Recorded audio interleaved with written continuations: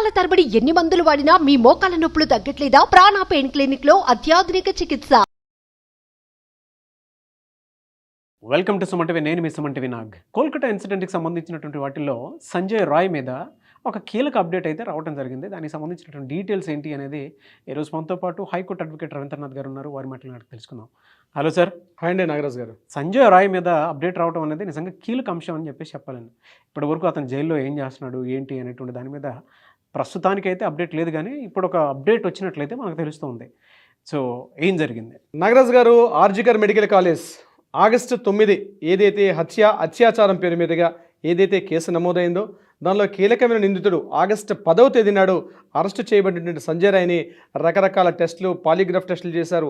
CBI investigation చేసి తర్వాత అతని మీద ఎఫ్ఐఆర్ నమోదై అతని మీద పాలిగ్రాఫ్ టెస్టులు, నార్కో టెస్ట్గా కోర్టు అనుమతి ఇవ్వలేదు. కానీ చాలా పూర్తిగా సంక్లిష్టంగా ఉన్నటువంటి ఈ కేసుకు ఏదైతే ఉందో దీనికి సంబంధించి ఎఫ్ఐఆర్ నమోదైన తర్వాత నెక్స్ట్ ఘట్టం ఏదైతే ఉందో ఛార్జ్ షీట్, అంటే ఎఫ్ఐఆర్ అయిన తర్వాత వచ్చేటువంటి మెయిన్ స్టెప్ ఏదైతే ఉందో ఛార్జ్ షీట్ అనేది ఈరోజు సిబిఐ వాళ్ళు దర్యాప్తులో భాగంగా మొత్తం కంప్లీట్ ఛార్జ్ షీట్ని ఈరోజు సీల్డా కోర్టులో మధ్యాహ్నం 2 గంటలకు ఈరోజు ప్రవేశపెట్టడం జరిగింది. అంటే ఈ ఛార్జ్ షీట్ అంటే ఏంటి అంటే దర్యాప్తు కోణం ఏదైతే ఉందో పూర్తిగా ఈ యొక్క కేసుకు సంబంధించి ఎఫ్ఐఆర్ నమోదైన తర్వాత పోలీసులు చేసినటువంటి ఈ ప్రధాన ఇన్వెస్టిగేషన్ తాలూకా ఎంటైర్ టోటల్ ఫైల్ రిపోర్ట్ అంటారు. ఈ టోటల్ ఫైల్ అన్నది ఛార్జ్ షీట్ అని పిలుస్తారు. ఈ ఛార్జ్ షీట్ని బేస్ చేసుకుని తర్వాత కోర్టులో ట్రయల్స్ అన్ని స్టార్ట్ అవుతాయి. ఇది కీలకమైన ఘట్టం అనమాట. అంటే టోటల్గా దర్యాప్తు కంప్లీట్ చేసినట్టుగా ఒక complete information is the charge sheet. అంటే దర్యాప్తు సంస్థ సిబిఐ ఏం చేశారు అంటే 200 మంది మనుషులకి పూర్తిగా 200 పర్సన్స్కి ఒక సెంటెన్సెస్ పూర్తిగా తీసుకొని వాళ్ళ వాంగ్మూలాలను మొత్తం తీసుకొని ఒక ఫైనల్ రిపోర్ట్ని సబ్మిట్ చేశారు ఈరోజు సీల్డా కోర్టులో. ఇది ఎంత ఇంపార్టెంట్ అంటే ఇక నెక్స్ట్ స్టెప్ ఒకసారి ఛార్జ్ షీట్ ఫైల్ అయిన తర్వాత నెక్స్ట్ స్టెప్ ఏదైతే ఉంటుందో కంప్లీట్గా ఇక ప్రాసిక్యూషన్ స్టార్ట్ అవుతుంది. దీని మీద పబ్లిక్ ప్రాసిక్యూటర్ ఇమీడియట్గా దీని మీద అంటే మనకి సిఆర్పిసిలో సెక్షన్ 225 నుంచి సెక్షన్ 334 వరకు కంప్లీట్గా ఇప్పుడు ట్రయల్స్ అంటే ప్రొసీడింగ్స్ ఇప్పుడు స్టార్ట్ అవుతాయి కోర్టులు దీనికి సంబంధించి. అంటే దర్యాప్తు బృందం ఏదైతే ఇచ్చిందో ఈ కేసుకు సంబంధించి ఎఫ్ఐఆర్ని బేస్ చేసుకొని ఏదైతే కంప్లీట్గా ట్రయల్స్ పార్ట్ ఏదైతే ఉంటుందో ఇక ముందుకు అడుగుపడే అవకాశం ఉంటుంది. అయితే ఇందులో ఇచ్చిన ఛార్జ్ షీట్లో మనకు అందిన ఇన్ఫర్మేషన్ ప్రకారం ఈ కేసుకు సంబంధించి ఆర్జికర్ మెడికల్ కాలేజ్ కేసుకు సంబంధించి ఏకైక వ్యక్తి సంజయ్ రాయ్ ఒక్కడే అత్యాచారం చేశాడు. ఇందులో సామూహిక అత్యాచారం లేదు, ఈ మిగిలిన వ్యక్తుల యొక్క ప్రమేయం లేదు. అత్యాచారం రెండు కూడా ఇతనే చేశాడు అన్నటువంటి అభియోగంతో పూర్తిగా సంజయ్ రాయ్కి సంబంధించినటువంటి కీలక ఘట్టం ఏదైతే ఉందో ఛార్జ్ షీటు ఈరోజు కోర్టులో సబ్మిట్ చేయడం జరిగింది. అయితే అసలు ఛార్జ్ షీట్ అంటే ఏంటి, దీని యొక్క ప్రొసీడింగ్స్ ఏముంటాయి?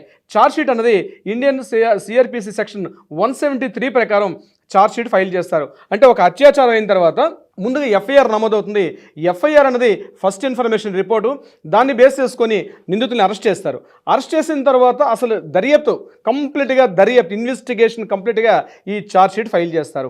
దీనికి టైం పీరియడ్ ఉంటుంది. 60 days అన్నది జనరల్గా ఉన్నటువంటి టైం పీరియడ్. అరెస్ట్ చేసిన తర్వాత అంటే అతను అరెస్ట్ చేసినప్పటి నుంచి 60 days టైం తీసుకుంటారు దర్యాప్తు బృందాలు. ఇక్కడ ఒక కీలకమైన మలుపుకోవడం అంటే ఒక కీలకమైన విషయాలు ఏంటంటే ఒకవేళ ఇన్వెస్టిగేషన్ జరుగుతున్నప్పుడు వితిన్ 60 days అరెస్ట్ చేసినప్పటి నుంచి 60 daysలోగా కంప్లీట్గా ఒకవేళ ఛార్జ్ షీట్ ఫైల్ చేయలేదనుకోండి కోర్టులో, డెఫినెట్గా నిందితుడికి బై డిఫాల్ట్ బెయిల్ వచ్చే అవకాశం ఉంటుంది. దాన్ని డిఫాల్ట్ బెయిల్ అంటారు. కానీ ఒకసారి ఛార్జ్ షీట్ ఫైల్ చేసిన తర్వాత డిఫాల్ట్ బెయిల్ అనేది ఉండదు. అంటే వితిన్ 60 daysలోగా కంప్లీట్ చేయాలి. ఈరోజు మనకి సిబిఐ వాళ్ళు ఆగస్టు 10 అరెస్ట్ చేశారు. ఈరోజు సెప్టెంబర్ 7వ తారీఖు అంటే ఇంకా 2 months కంప్లీట్ కాలేదు. ఆగస్టు 10, సెప్టెంబర్ 10 నుంచి అక్టోబర్ 10 అంటే 60 daysకి ముందే 57th డే నాడే ఈరోజు ఛార్జ్ షీట్ సబ్మిట్ చేశారు. కాబట్టి అక్యూజ్డ్ సంజయ్ రాయ్కి ఇక బెయిల్ వచ్చే అవకాశం లేదు. కేసులో దీనికి సంబంధించి విచారణ పూర్తిగా స్టార్ట్ అవుతుంది.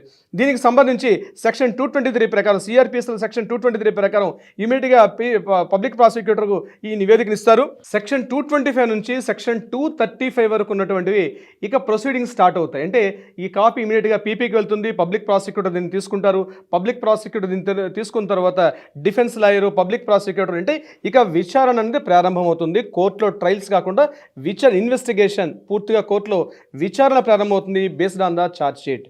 అయితే ఈ విచారణ ప్రారంభం ఏంటి ఇక్కడ ఇంపార్టెంట్. సో ఎప్పుడైతే మనకి ఛార్జ్ షీట్ వన్స్ ఫైల్ అయింది కాబట్టి నిందితుడికి డిఫాల్ట్ బెయిల్ అన్నది ఉండే అవకాశం 100% ఉండదు.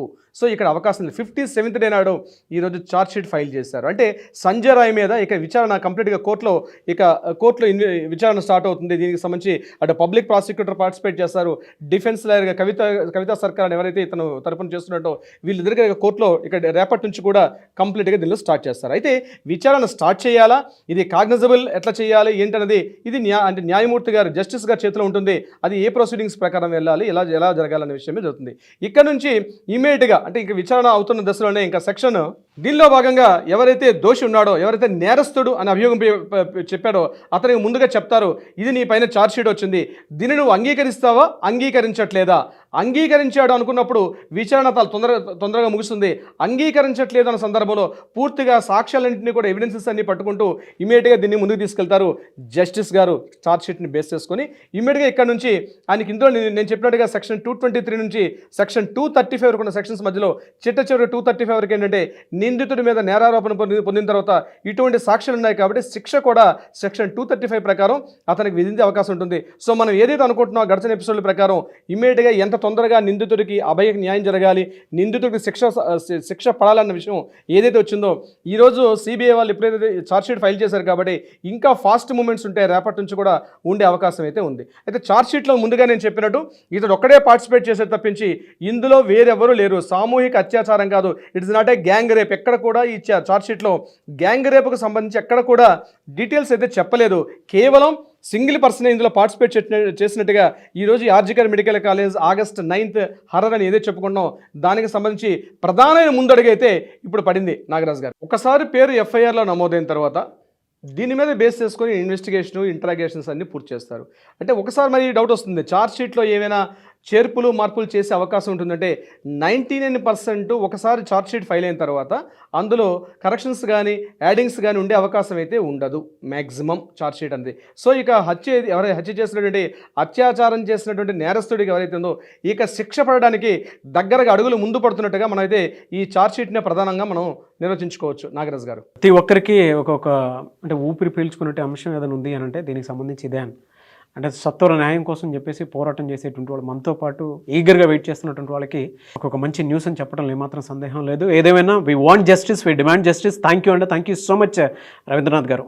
Thank you so much Nagaraj గారు.